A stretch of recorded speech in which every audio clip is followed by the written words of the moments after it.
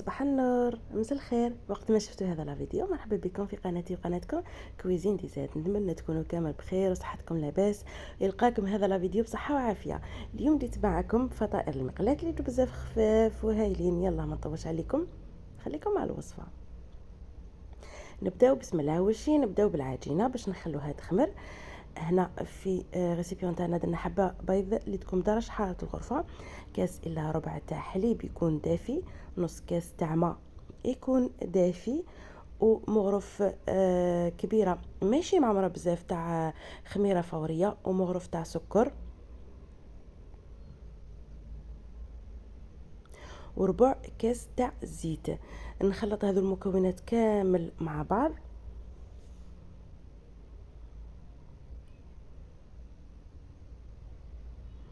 حتى يدخل لي هذاك الزيت مع باقي المكونات. نزيدو نضيفو مغرف كبيره تاع خل. نشوفوا من الاحسن يكون ابيض، ولكن ديروا الخل اللي يكون عندكم. ونبدا نضيف الفارينه ومغرف صغيره تاع ملح، ونليمو العجينه تاعنا حتى نتحصل على عجينه تكون نوعا ما تتلصق في اليد. راكم نشوفوا القوام تاع العجينه تاعنا كيفاش يكون. شوف تقريبا انا هذه العجينه نديرها في كامل المعجنات، معتمدتها في كامل المعجنات، تجي بزاف هايله وخفيفه.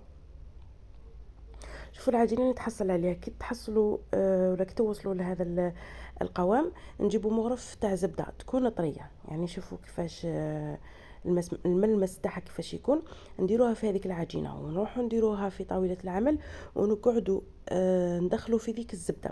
مع الاول تحسوها انها يعني العجينه تحسوها راهي ما يشد روحها، ولكن غير قعدوا دخلوا في ذيك الزبده في العجينه حتى ترطب لكم، حتى تولي لكم العجينه رطبه. يعني انا شوفوا كاميريت لكم هكا باش تعرفوا. يا ما زدت لها لا فرينه لا والو، قعدت غير ندلك فيها بهذا الشكل حتى دخلت لي الزبده ولات لي بهذه الطريقه تكون رطبه. نروح نرجعوها، شوفوا كيفاش تولي لنا. نروح نرجعوها الريسيبيون تاعنا ونخلوها تخمر مده نص ساعه حتى 45 دقيقه. ما بلا ما رحنا وجدنا الحشو. هذا الحشو يجينا بزاف بنين وهايل. في مقلاة نروح نديرو حبه بصل اللي تكون متوسطه الحجم، اللي تكوني مسكرفجتها ولا تقطعوها قطع صغيره. نزيد لها شويه ملح وشويه زيت، تقريبا قد 2 مغارف تاع زيت. نروح نديروها على نار تكون متوسطه، نقلوها حتى نشوفوا انه هذاك البصل بدا يذبل معانا. نزيدوا حبه فلفله اللي كنا قطعناها قطع صغيره، وشويه شامبينيون اللي كنا تاني قطعناه بهذه الطريقه. وعندنا هنا مايز. شوفوا الحشو ديروا اللي تحبوا، ولكن هذا الحشو جاني بزاف بنين. وانتم ديروا الحشو اللي حبيتوه، يعني اللي يكون عندكم في الفريجيدير تقدروا ديروا الخضار اللي مضاري الحشو اللي مضاري نخدموا معاكم تاع الخضار.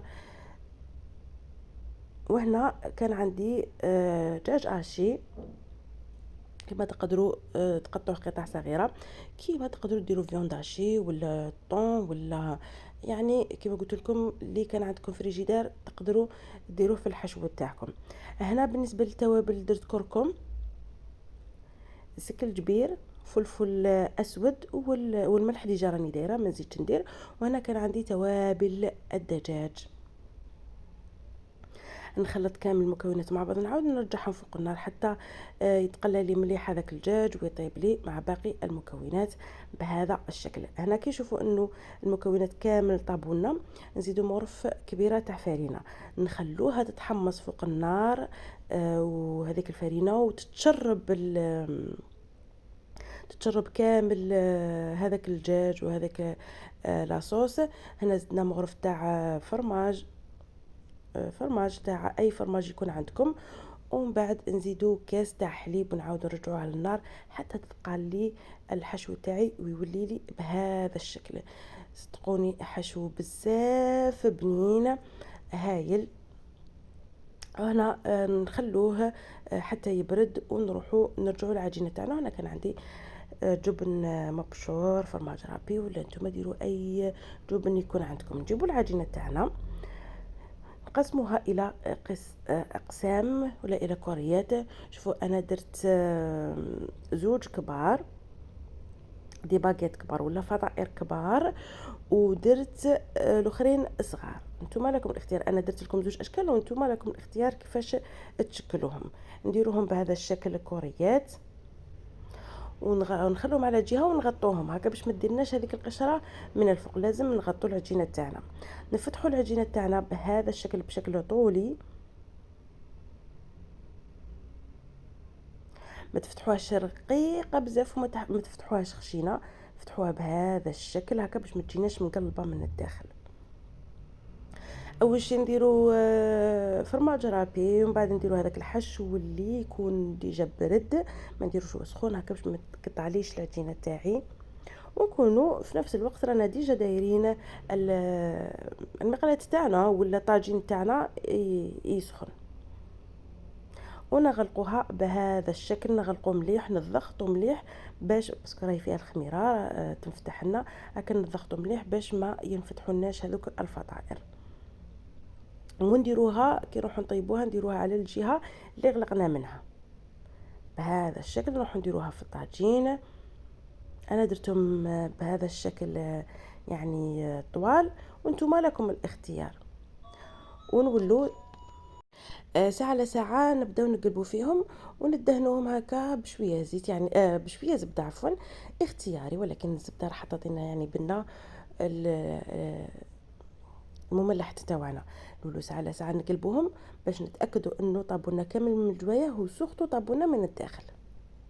على نار ما تكونش يعني بزاف، على نار تكون متوسطه هكا باش حتى الهاديه باش يطيبونا من الداخل.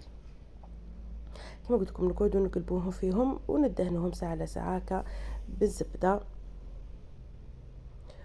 وهنا بعد ما طابوا لي تحمروا لي من الجوانب ولا من الجهتين نطيبهم هكا في الجوانب. الان درت معكم يعني لي باغيت ولا الفطائر شويه صغار. هذيك العجينه اللي كنت ساعه قطعتها عاود قطعتها الى زوج قطع، ونفتحوها بهذا الشكل ونديروها يعني نديرو فرماج رابي، ومن بعد نديرو الحشو ونغلقوها مليح ونروحو نديروهم يطيبوا.